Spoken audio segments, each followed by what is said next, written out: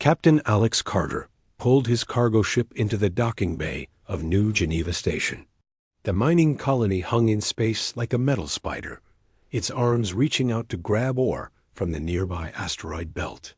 Alex had been making this run for 3 years now, bringing supplies to the human miners who worked the rocks for rare metals. He stepped off his ship and breathed in the recycled air of the station. It smelled like machine oil and coffee, the same as every human outpost he had ever visited. The familiar scent made him smile. After spending months traveling between alien worlds, it felt good to be around other humans again. "Captain Carter," called a voice from across the loading dock. A young woman with short brown hair jogged over to him. "I'm Lisa Morgan, the new xenobiologist. I heard you just came from the council station." Alex nodded and shook her hand. "Dr. Morgan, right?" "Yeah, I delivered some equipment there last week." "Why do you ask?" Lisa's face showed her excitement. "I'm supposed to report there next month to study alien species." "What's it like? Are the other races as advanced as they say?" Before Alex could answer, a loud announcement echoed through the station. "All personnel report to the main assembly hall. Galactic Council inspection begins in 10 minutes. Alex groaned. "Great, another inspection. They love to remind us how primitive we are." The two of them walked to the assembly hall, where about 200 humans had gathered. Most were miners, their faces dirty from working in the asteroid belt. Others were technicians, security guards, and station workers. At the front of the room stood a tall, thin alien with blue skin and 4 arms. Its large black eyes looked over the crowd with what seemed like boredom. "I am Inspector Zethka of the Zephyrian Defense Force," the alien said in perfect English. Its voice came from a translator device on its chest. "I am here to conduct the yearly security review of this mining operation." Commander Jake Phillips, the human security chief, stepped forward. "Inspector, all our defensive systems are ready for your review. We've upgraded our—" The alien held up one of its hands. "That will not be necessary, Commander. According to our records, humans are classified as a level 7 harmless species. Your defensive capabilities are already well documented." Jake's face turned red with anger. "Harmless? We have plasma cannons, shield generators, and a full squadron of fighters." Inspector Zethka made a sound that might have been laughter. "Your weapons are indeed charming in their simplicity.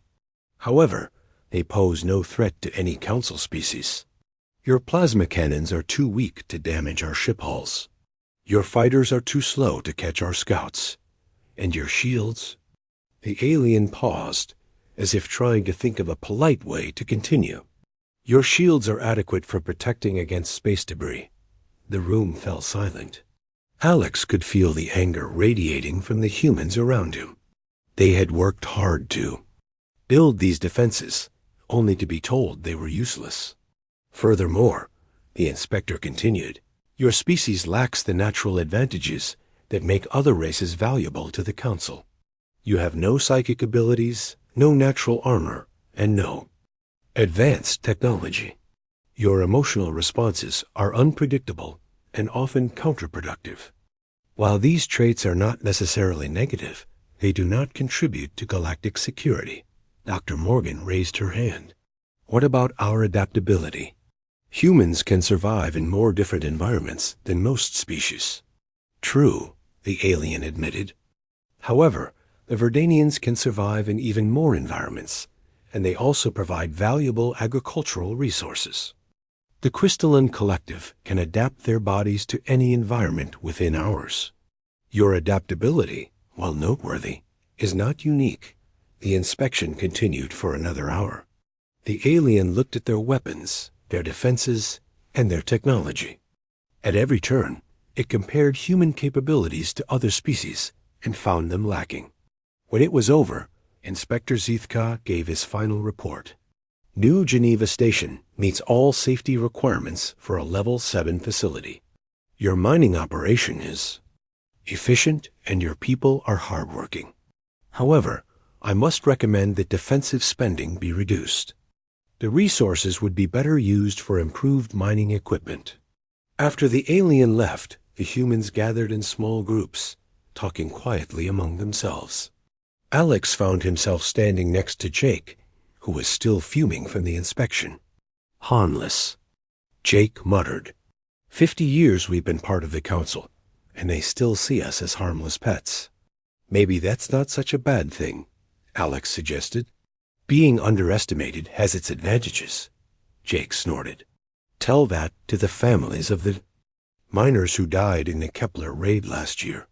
If we'd had better defenses, those pirates never would have attacked. Dr. Morgan joined their conversation. The inspector wasn't entirely wrong, though. Compared to some of the species I've studied, humans do seem less advanced. The architects can manipulate matter at the molecular level. The Luminari exist as pure energy. The collective shares thoughts across millions of minds. So what? Alex asked. We're still here. We're still growing. We've colonized 47 worlds in the last 50 years. 47 worlds that nobody else wanted, Jake pointed out. Harsh planets, dangerous systems, places where the advanced species wouldn't bother to go. Meanwhile, on the council station, Ambassador Helen Rodriguez was having her own troubles. She sat in her small office, reviewing the latest classification reports. Earth and all human colonies remained at level 7, the lowest possible rating for a spacefaring species.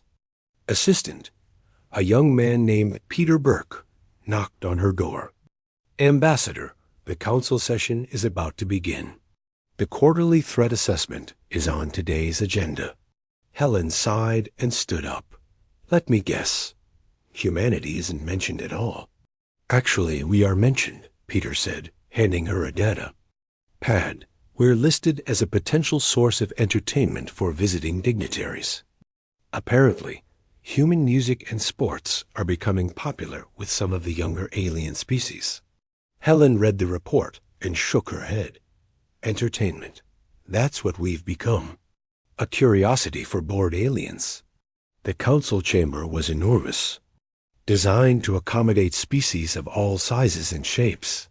Helen took her seat in the human section, a small area near the back of the room. Around her sat the representatives of dozens of other species, most of them ignoring her completely. Session began with reports from various committees.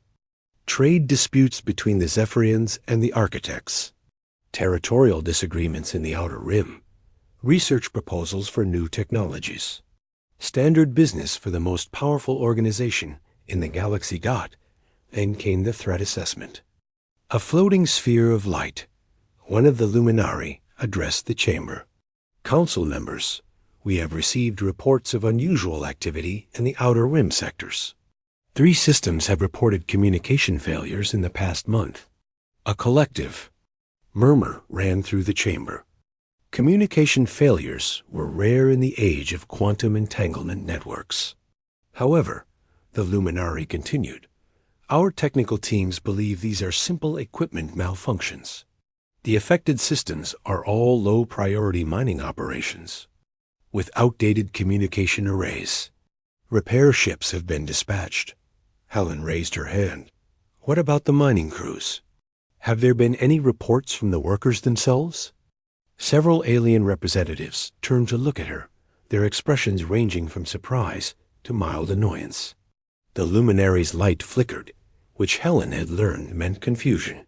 I do not understand the question, the energy being said. The communication networks are down. There can be no reports from the workers. But surely there are other ways to check on them, Helen pressed. Emergency beacons, backup systems, scheduled supply runs. A large insect-like creature from the Hive Collective clicked its mandibles. The human makes a point. However, these systems are all automated. If the primary networks are down, the backup systems would also be affected. The Luminary's light dimmed slightly. The probability of system-wide failure is extremely low. Our analysis indicates simple equipment malfunction as the most likely cause. The discussion moved on to other topics, but Helen couldn't shake her worry. 3 systems going dark at once seemed like more than a coincidence. But she was just a level 7 representative. Who would listen to her concerns? After the session, she walked through the station's corridors, past the shops and restaurants that catered to dozens of different species. Aliens of all shapes and sizes moved around her, going about their business. To them, she was just another primitive human, not worth their attention. She stopped at a viewport and looked out at the stars. Somewhere out there, 3 systems had gone silent. The council thought it was just broken equipment. But Helen had a feeling that something else was happening. Something that the galaxy's most advanced civilizations weren't prepared for. Back on New Geneva Station, Alex was preparing for his next cargo run when his communication system crackled to life. The message was garbled, full of static and interference. He could barely make out the words. ... anyone out there, ... not what they seem, ... not what they seem, ... Then silence. Alex stared at the communication panel, his blood running. Cold. The message had come from the Kepler system, one of the 3 that had supposedly suffered equipment failure. But this didn't sound like a malfunction. This sounded like a distress call. He quickly recorded the message and sent it to both Commander Phillips and Dr. Morgan. If something was wrong in the outer rim, the sea... 3 months had passed since the first communication failures, and the situation had grown much worse. 7 entire star systems had vanished from all sensors and communications. Not just gone dark, completely gone, as if they had never existed. At all. Captain Alex Carter stood in the briefing room of the council station, surrounded by representatives from dozens of alien species. The air was thick with tension and the smell of fear. Even the most advanced civilizations in the galaxy seemed shaken by what they couldn't understand. Admiral Patricia Bell, the highest-ranking human officer, stood at the front of the room. Her gray hair was pulled back in a tight bun, and her weathered face showed the strain of the past few months. "The situation is worse than we initially thought," she said, her voice cutting through the nervous chatter. "We're not dealing with equipment failures. We're dealing with something that can make entire solar systems disappear." A tall, crystalline being from the architect civilization stepped forward. Its body was made of what looked like living diamond, and its voice rang like wind chimes. "Our most advanced scanning technology shows nothing in the affected areas. No debris, no radiation, no gravitational anomalies. It is as if the systems were never there." Dr. Lisa Morgan, who had been studying the phenomenon for weeks, activated a holographic display. "We've been analyzing the pattern of disappearances. It's not random. The systems are being taken in a specific order, moving inward from the galaxy's edge. What could cause such destruction?" asked a representative from the collective. "It's..." Multiple voices speaking in unison. "We don't know," Admiral Bell admitted. "The Council's best scientists have been working on this for months. We've sent probe after probe, but they all disappear the moment they enter the affected areas." A blue-skinned Zephyrian officer raised his hand. "What about sending a manned mission? Perhaps biological observers could learn something that our machines cannot." The crystalline architect made a sound like breaking glass. "Impossible. We have already lost 3 of our finest exploration vessels. The Luminari sent an entire energy-based fleet. None returned." Lieutenant Maya Santos, a young human pilot, spoke up from the back of the room. "What if we sent something they wouldn't expect? Something small and simple?" The alien representatives turned to look at her, and Alex could see the familiar dismissive expressions on their faces. To them, Human suggestions were curiosities at best, annoyances at worst. "Lieutenant Santos," Admiral Bell said quietly, "please explain your thinking." Maya stepped forward, her hands shaking slightly. "Well, ma'am, everything we've sent so far has been our best technology. Advanced sensors, quantum computers, AI systems. What if whatever's out there is specifically targeting advanced technology?" The architect's crystalline form flickered with different colors. "That is an interesting theory, but highly unlikely. Advanced technology is superior by definition. Why would any intelligence target it specifically?" Dr. Morgan cleared her throat. "Actually, Lieutenant Santos might have a point. In nature, many predators target the strongest prey first. It removes the greatest threat." A low growl came from the collective representative. "Are you suggesting that humanity's primitive technology might be an advantage?" Before anyone could answer, an emergency alert filled the room.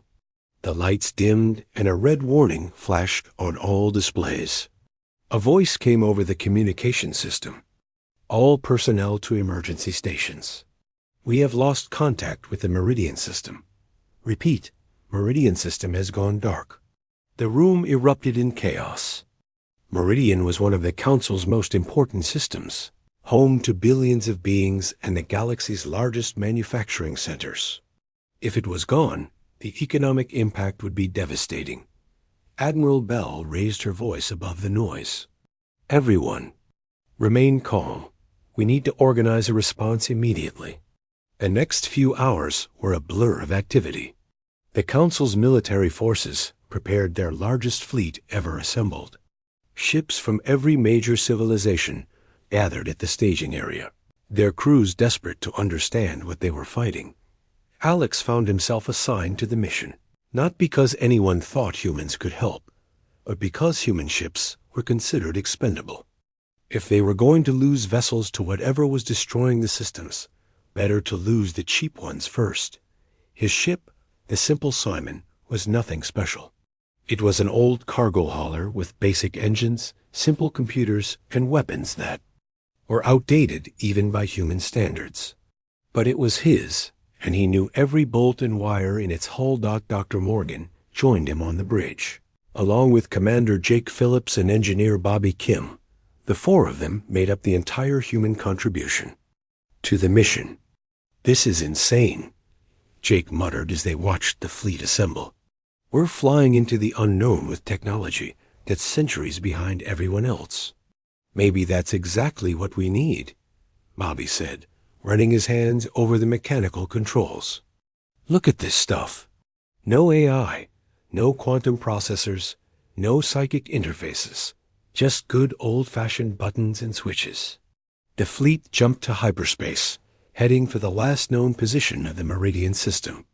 As they traveled, Alex couldn't help but notice how different the alien ships were from his own. They hummed with energy, their hulls glowing with power conduits and sensor arrays. His ship was silent except for the steady rumble of chemical engines. When they dropped out of hyperspace, the sight that greeted them was impossible to describe. Where the Meridian system should have been, there was nothing. Not empty space, but actual nothing. A void that seemed to bend light around its edges, making Alex's eyes water when he tried to look directly at it. "Sensors are picking up massive gravitational distortions," reported the science officer on the lead ship. "The readings don't make sense. It's like space itself is being folded and compressed." As they watched, geometric shapes began to emerge from the void. They were wrong somehow, angles that shouldn't exist in three-dimensional space. The alien ships immediately began targeting them with their most powerful weapons, the energy beams. From the luminary ships struck the geometric shapes and simply vanished. The matter disruptors from the architects had no effect. Even the reality-warping weapons of the Zephyrians failed to damage whatever they were fighting, and the shapes began to move toward the fleet. "All ships retreat immediately," came the order from the fleet commander. "We are outmatched." But it was too late. The geometric shapes reached the alien vessels and began to do something that Alex couldn't quite comprehend. The ships weren't being destroyed, they were being absorbed, folded into the impossible angles of the enemy constructs. One by one, the most advanced ships in the galaxy vanished into the geometric nightmare. The architect vessels, with their reality-manipulating technology, lasted only seconds longer than the others. The Luminari, beings of pure energy, simply ceased to exist when the shapes touched them. Alex watched in horror as ship after ship disappeared. The fleet that had been assembled with such hope was being consumed like insects in a spider's web. "We need to get out of here," Jake said, his voice tight with fear. But Alex was studying his instruments, his old-fashioned radar and simple computers.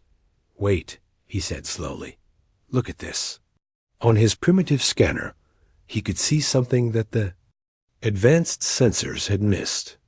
The geometric shapes weren't random. They were following patterns, responding to specific energy signatures. And they seemed to be having trouble detecting his ship. "Bobby," he called to the engineer, "shut down everything electronic. Go to manual. Controls only." "Are you crazy?" Bobby asked, but he was already moving to comply. "Without computers, we'll be flying blind." "Maybe that's exactly what we need," Alex replied, remembering Lieutenant Santos's words. As the simple Simon went dark, cutting all electronic emissions, the geometric shapes passed right by them. The enemy constructs seemed to be searching for something, but Alex's primitive ship didn't register on their senses. From their hiding place in the darkness, the four humans watched as the last of the advanced fleet was consumed. The geometric shapes gathered the absorbed vessels into a massive construct that hurt to look at, then vanished back into the void. "My God," Dr. Morgan whispered. "They're not just destroying the ships, they're collecting them." Alex fired up the simple radio transmitter, using an old-fashioned frequency that most modern ships had forgotten existed. "This is Captain Carter to any surviving vessels. We need to get back to the Council Station immediately. And we need to tell them that their advanced technology isn't going to save them." The journey back to the Council Station was the longest of Alex's life. He kept expecting the geometric shapes to reappear, to finish what they had started. But his primitive ship continued to fly undetected through space that had become a graveyard for the galaxy's finest vessels. When they finally docked at the station, they found chaos waiting for them. News of the fleet's destruction had already reached the Council, and panic was spreading through the galaxy's most advanced civilizations. Admiral Bell met them at the docking bay, her face grim. "Captain Carter, you're the only ship that made it back. What happened out there?" Alex looked around at the assembled council members, seeing fear in eyes that had never known defeat. "We found the enemy," he said simply. "And I think I know why they're winning." Dr. Morgan stepped forward. "The enemy isn't just destroying our technology. They're—" A council station had never seen such chaos. Representatives from every major civilization crowded into emergency sessions, their voices rising in desperate arguments. Outside, the galaxy was dying system by system, and inside, the most advanced minds in known space struggled to understand an enemy that defied all logic. General Marcus Stone arrived from Earth 3 days after the fleet disaster, bringing with him a team of human military specialists.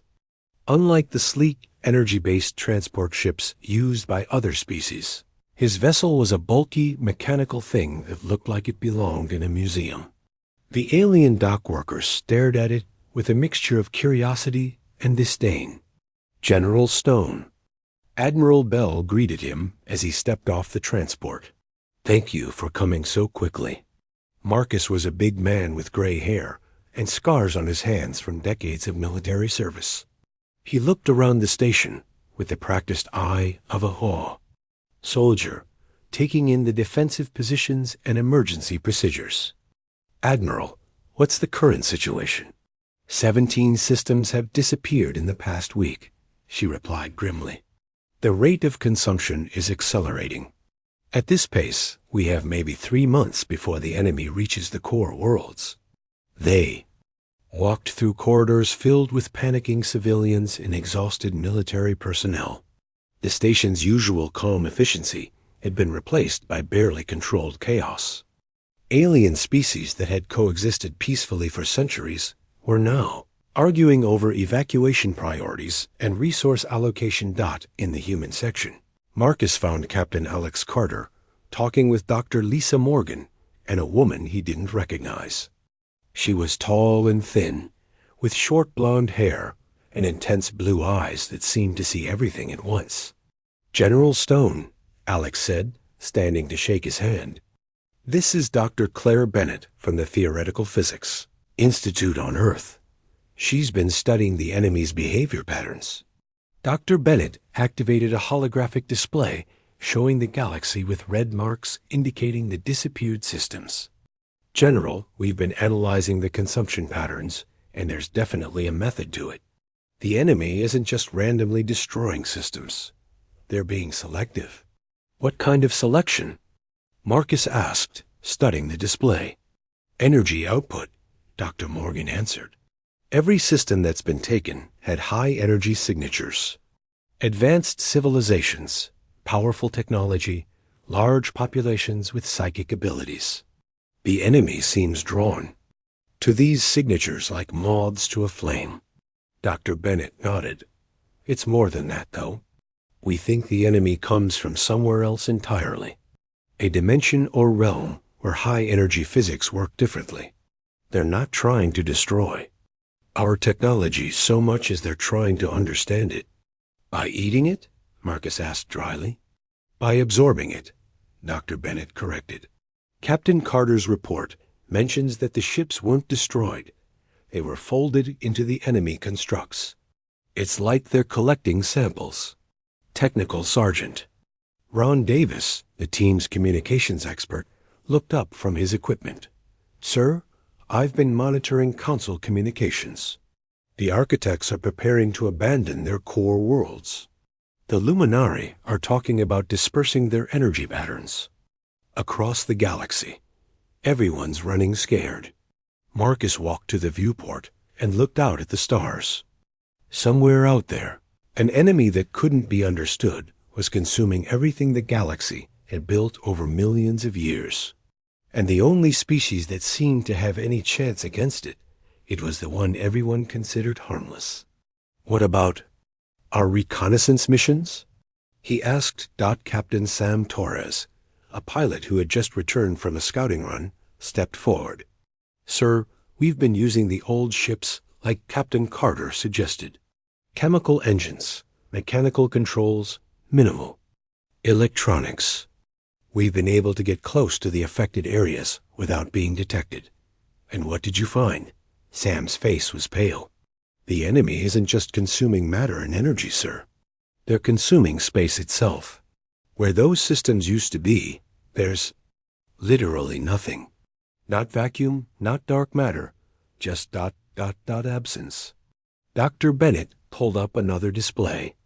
We think they're trying to remake our reality to match their own. In their dimension, the physics that govern our universe might be impossible. They're not invading us. They're trying to fix what they see as a broken universe. The implications hit Marcus like a physical blow. So every time we use advanced technology, we're basically sending up a signal flare that says fix this area first. Exactly, Dr. Morgan said. The more advanced a civilization is, the more they stand out to the enemy. It's like they're trying to debug our reality, and they're starting with the biggest glitches. A soft chime indicated an incoming priority message. Ron checked his equipment and frowned. Sir, we're getting a communication from the collective. They're requesting an emergency meeting with human leadership. Marcus raised an eyebrow. The collective wants to meet with us? That's a first. 20 minutes later, Marcus found himself in the council chamber, facing a representative of the collective. The being was roughly humanoid, but with gray skin and large black eyes. What made it unsettling was the knowledge that it wasn't really an individual. It was a biological terminal, connected to billions of other minds. General Stone, the collective spoke with multiple voices overlapping each other. We have analyzed the available data concerning the entity consuming our galaxy. Our conclusion is disturbing. Go on, Marcus said, trying not to show how unnerved. He was by the creature's unblinking stare. The entity appears to be correcting what it perceives as errors in the fundamental structure of reality. Advanced technology, psychic abilities, energy-based life forms, all of these register as anomalies that require fixing. So you're saying that being advanced is actually a disadvantage? Precisely. The entity cannot perceive primitive technology as a threat or an anomaly. Chemical combustion, mechanical systems, biological neural networks, these register as natural phenomena. Marcus leaned back in his chair. What are you asking me to do? We wish to learn from humanity. Our hive mind, our advanced biotechnology, our psychic network, all of these make us visible to the entity. But your species operates on principles that the entity considers natural. The request was unprecedented. For 50 years, the collective had barely acknowledged humanity's existence. Now they were asking to learn from the species they had dismissed as primitive. What specifically do you want to know? Marcus asked. How to think like individuals. How to use simple technology. How to coordinate without psychic links. How to survive using only the capabilities that biological evolution provides. Before Marcus could answer, another emergency alert filled the chamber. This time, it was worse than before. The architect's homeworld, the most advanced planet in the galaxy, had been consumed in a matter of hours. In the aftermath of that announcement, Marcus found himself in the strangest position of his military career. Representatives from dozens of species were asking humans for advice on how to be primitive. The Zephyrians wanted to know how to build mechanical computers. The Verdanians needed help growing food without biotechnology, even the energy-based. Luminari were asking about physical bodies. Dr. Bennett set up a research station in the human section, working around the clock to understand the enemy's true nature. Her theory was radical, but increasingly supported by evidence. The enemy wasn't malicious. They were confused. They came from a place where matter, energy, and consciousness worked according to different rules. Think of it this way, she explained to a group of alien scientists. Imagine you're a being made of pure mathematics, and you suddenly find yourself in a world where 2 + 2 sometimes equals 5. You'd try to fix it, wouldn't you? You'd start with the biggest mathematical errors and work your way down to the smaller ones. Captain Carter was assigned to lead a mixed fleet of primitive vessels from various species. It was a strange sight. Advanced alien ships retrofitted with mechanical controls and chemical engines, their sleek hulls now adorned with primitive radio antennas and optical sensors. This feels wrong, complained a Zephyrian engineer as he struggled with a manual control panel. We have technology that can manipulate matter at the quantum level, and you want us to use steam pressure to open doors? Steam pressure doesn't register as an anomaly, Alex replied patiently. Quantum manipulation does. Right now, being primitive is the only advantage we have. Dr. Morgan made a breakthrough while studying the enemy's communication patterns. Using simple radio telescopes, she detected something that the advanced sensors had missed. The enemy was trying to communicate. They're broadcasting on primitive frequencies, she announced excitedly. Radio waves, simple mathematical sequences, basic binary code. They're trying to explain what they're doing. Ron Davis worked for hours to decode the transmissions. When he finally succeeded, the message was both simple and terrifying, correcting errors in local reality matrix. Biological entities advised to evacuate to stable dimensional framework. They think they're helping us, Dr. Bennett said in amazement. They're trying to save us from what they see as a broken universe. The revelation changed everything. Enemy wasn't trying to destroy the galaxy. They were trying to repair it. But their idea of repair involved removing everything that didn't match their dimensional physics. General Stone called an emergency meeting of all species representatives. The council chamber was packed with bay. The galaxy was dying faster than anyone had predicted. In the 2 weeks since the decision to attempt communication, 12 more systems had vanished. The enemy's consumption had accelerated to an almost impossible rate, as if they were rushing to complete their work before something could stop them. Colonel Rita Walsh stood in the cargo bay of the Simple Simon, watching as the strangest fleet in galactic history prepared for launch. Ships from dozens of species had been stripped of their advanced technology and refitted with primitive human systems. The sleek vessels now looked like mechanical monsters, their hulls covered with crude antennas, chemical rocket engines, and optical sensors. "This is either the bravest thing we've ever done, or the stupidest," she said to Captain Alex Carter, who was making final checks on his ship's systems. Alex looked up from a mechanical control panel. "Maybe both. But it's better than sitting here waiting to be absorbed." Dr. Tony Martinez, the weapons engineer, emerged from the ship's hold covered in grease and sweat. "All the kinetic projectile systems are online. No energy signatures, no guided munitions, just good old-fashioned explosives and metal slugs." "You really think bullets are going to work against beings that can fold space?" asked Captain Leza Park, a former submarine commander who had been assigned to the mission because of her experience with stealth tactics. "Maybe not," Tony admitted, "but they won't register as anomalies either. If we have to fight, we want to use weapons that don't scream advanced technology to the enemy." The mission briefing had been unlike anything in military history. Instead of planning an assault with their best weapons, they were deliberately choosing their worst. Instead of using their most advanced ships, they were flying museum pieces. Instead of bringing their smartest AI systems, they were relying on human intuition and mechanical calculations. Sergeant Pete Johnson, a demolitions expert, was loading crates of chemical explosives into the cargo hold. "I still can't believe we're doing this," he muttered. 50 years of trying to prove we're as good as everyone else. And now we're trying to prove we're primitive enough to save them." The fleet consisted of 47 ships from 23 different species, all commanded by humans because they were the only ones who truly understood primitive technology.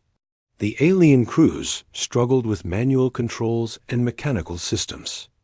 But they were learning fast. Survival was a powerful teacher. Dr. Susan Clark, the mission psychologist, had spent weeks studying the enemy's behavioral patterns. "They're not random in their approach," she explained to the assembled crew leaders. "They follow specific protocols, like a computer program fixing bugs in code. If we can predict their behavior, we might be able to communicate with them." Captain Doug Harrison, who would lead the final assault if communication failed, raised his hand. "Dr. Clark, what makes you think they'll even recognize us as intelligent?" "To them, we might just be background noise." "That's exactly what I'm hoping for," she replied. "Background noise doesn't get deleted. It gets ignored.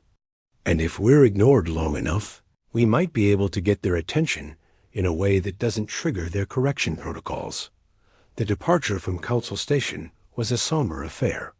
Thousands of beings from across the galaxy watched as the primitive fleet launched, carrying the hopes of every civilization in known space. Many of the watchers were refugees from destroyed worlds, their faces showing the desperation of people who had lost everything. Ambassador Helen Rodriguez stood at the observation deck, watching the ships disappear into hyperspace. Beside her, Admiral Patricia Bell clenched her fists in frustration. "We're sending 47 ships against an enemy that destroyed the greatest fleet in galactic history. Patricia said. And we're doing it with technology that's centuries out of date. Sometimes old solutions work best, Helen replied. The galaxy has been so focused on advancement that we forgot the value of simplicity. The journey to the enemy's position took 3 days. The fleet traveled slowly, using chemical rockets and primitive navigation systems. They couldn't risk the energy signatures that faster-than-light drives produced. Instead, they moved through space like ancient sailing ships, following gravitational currents and stellar landmarks. On the second day, they encountered the first signs of the enemy's presence. Space itself seemed wrong in the area, with stars appearing in impossible positions and light bending at strange angles. The primitive instruments detected massive gravitational distortions, but the readings were unlike anything in their databases. It's like reality is being rewritten, reported the science officer from the Zephyrian vessel Slow Wind. Our sensors show overlapping dimensional spaces that shouldn't be able to exist. Alex studied his mechanical instruments carefully. Unlike the advanced sensors used by other species, his equipment was too simple to be confused by dimensional distortions. I'm reading multiple large objects ahead. They're massive, but they're not following normal physics. The enemy constructs came into view gradually, appearing as geometric shapes that hurt to look at directly. They were beautiful and terrible. At the same time, made of angles that folded in on themselves, and surfaces that reflected light that wasn't there. The absorbed ships from previous battles were visible within the constructs, their hulls twisted into impossible configurations. My God, whispered Captain Park over the communication system. They're still there. The crews, the ships, everything. They're trapped inside those things. Dr. Clark's voice was steady despite the fear in her eyes. Begin the communication protocol. All ships, reduce energy output to minimum levels. We want to appear as natural as possible. The fleet spread out in a formation that looked random, but was actually based on the movement patterns of asteroid fields. They used simple radio transmissions to coordinate, broadcasting on frequencies so primitive that most modern equipment couldn't detect them. The enemy constructs noticed them almost immediately. The geometric shapes began to move, but slowly, as if they weren't sure what they were seeing. Unlike their previous encounters with advanced fleets, they didn't immediately attack or begin absorption procedures. They're scanning us, reported Ron Davis from his communication station. But it's different from before.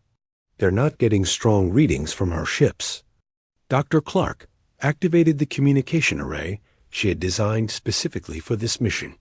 It was based on the simplest possible mathematical concepts, using binary code and basic arithmetic that any intelligence should be able to understand.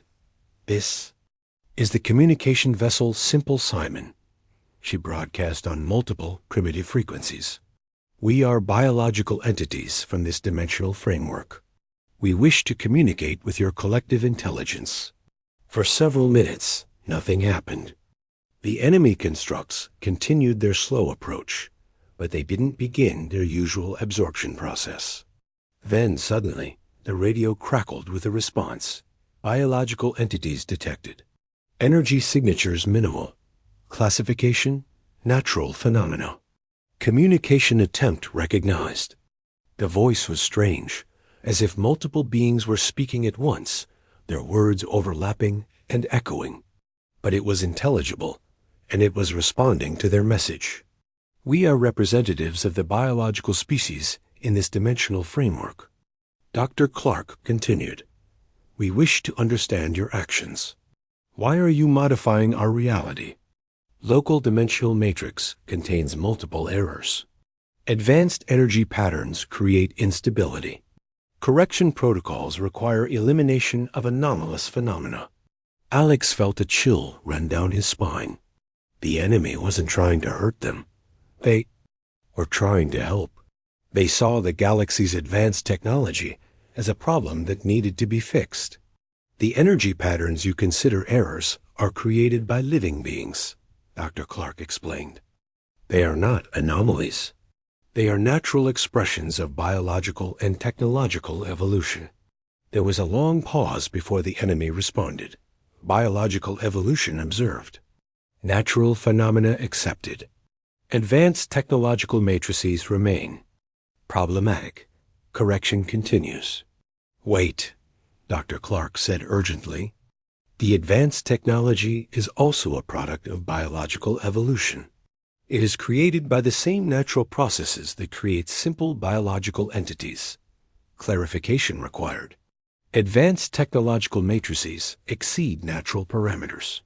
Source: unclear. Colonel Walsh realized what the enemy was struggling to understand. They can't comprehend how biological entities could create technology that exceeds natural limits. To them, we must seem like primitive animals who somehow learn to manipulate quantum physics. Demonstrate connection between biological entities and advanced technological matrices. The enemy requested. This was the moment they had planned. FOR. Alex activated a special device that Dr. Martinez had built, a mechanical computer that could solve complex mathematical problems using only gears, levers, and springs. It was primitive by galactic standards, but it could perform calculations. That would impress any intelligence. Observe biological entity using mechanical technology to perform advanced calculations. Dr. Clark broadcast as the device worked through a complex equation. The enemy constructs moved closer, their impossible geometries shifting as they focused. On the demonstration, the radio crackled with excited communications between the alien entities. Biological entities demonstrate technological capability using natural mechanical principles. Connection. 6 months had passed since the day humanity saved the galaxy, and the universe was a very different place. The council station buzzed with activity as representatives from hundreds of species worked together on projects that would have been impossible before the crisis. The rigid hierarchy that had dominated galactic politics for centuries was gone, replaced by something much more interesting. President Karen Thompson stood at the podium in the main assembly hall, looking out at an audience that included beings from every corner of known space. She was a small woman with gray hair and kind eyes, but her voice carried the authority of someone who had led her species through its greatest trial. 6 months ago, she began, humanity was classified as a level 7 harmless species. We were considered primitive, backward, and irrelevant to galactic affairs. Today, I stand before you not to boast about our achievements, but to remind everyone of the lesson we learned together. The audience listened in respectful silence. Among them sat the architect, who had once dismissed human technology as primitive. Beside him, a luminary energy being flickered with patterns that indicated deep thought. In the back rows, collective. Representatives maintained their usual stoic expressions, but their attention was focused entirely on the human president. The lesson is simple, President Thompson continued. Advancement is not about having the most powerful technology or the most complex abilities. Advancement is about solving problems, adapting to challenges, and working together when the impossible becomes necessary. Admiral Jack Murphy, now commanding the Combined Galactic Defense Force, nodded from his seat in the front row. The Defense Force was itself a revolution, the first truly integrated military organization in galactic history, with officers from dozens of species serving under unified command. After the president's speech, Admiral Murphy took the stage to present the quarterly defense report. Ladies, gentlemen, and honored beings, he said, his weathered face serious but confident. I'm pleased to report that galactic security remains stable. More importantly, our new defensive strategies have proven remarkably effective. The new strategies were based on principles that humanity had taught the galaxy during the crisis.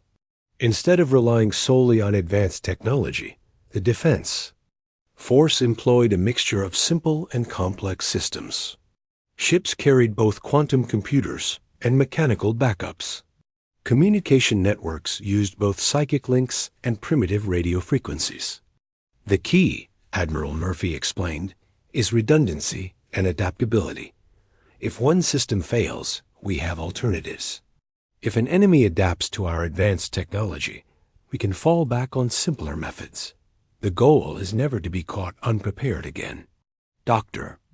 Susan Clark, now head of the new Interdimensional Research Institute, was in the audience taking notes. Her work with the enemy entities had opened up entire new fields of study.